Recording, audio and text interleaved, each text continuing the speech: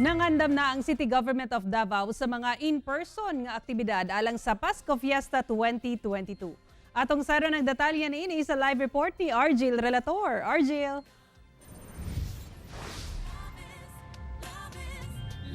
Saragi panukarang gayon sa City Government of Davao ang paglusad og in-person Christmas activities subay sa Pasko Fiesta 2022 dinhi sa syudad isip pagbawi human nga duha ka tuig kitang nag-celebrate niini online. Nagsugod na og sabit og banners ug star parol ang mga personahe sa Davao City LGU sa mga nagunang kadalanan sa syudad. 300 ka star parols ang giandam nga gama sa recyclable materials nga gihimo gihapon sa inmates sa Davao City Jail.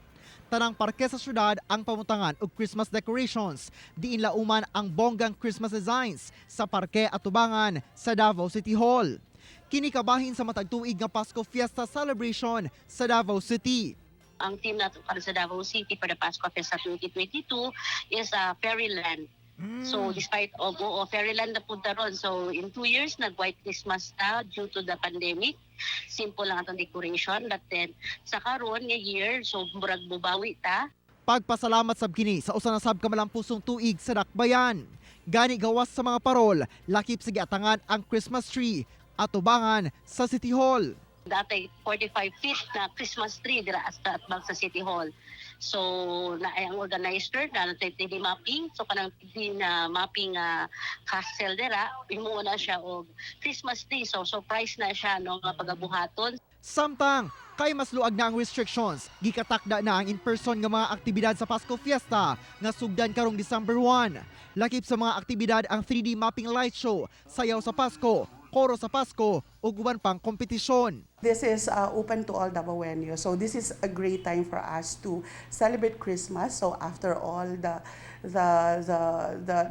2 years na wala ta nag-celebrate face-to-face sa Pasko Fiesta. So this would be a great time to gather together. Tutukan sab sa bagong tourism officer sa Davao City nga si Jennifer Romero ang pagbarog sa turismo sa syudad. Human ang duha ka tuig nga naundang ang leisure activities tungod sa pandemya. Lauman matud pa ang mas daghan pang in-person activities nga ilusad sa Davao City sa mga mosunod nga tuig isip kabahin sa recovery efforts sa tourism industry. We need to strengthen the action plans of the city government anchored with the tourism master plan of Davao City. But we will also try to see, of course, the tourism arrival is one of the priority. By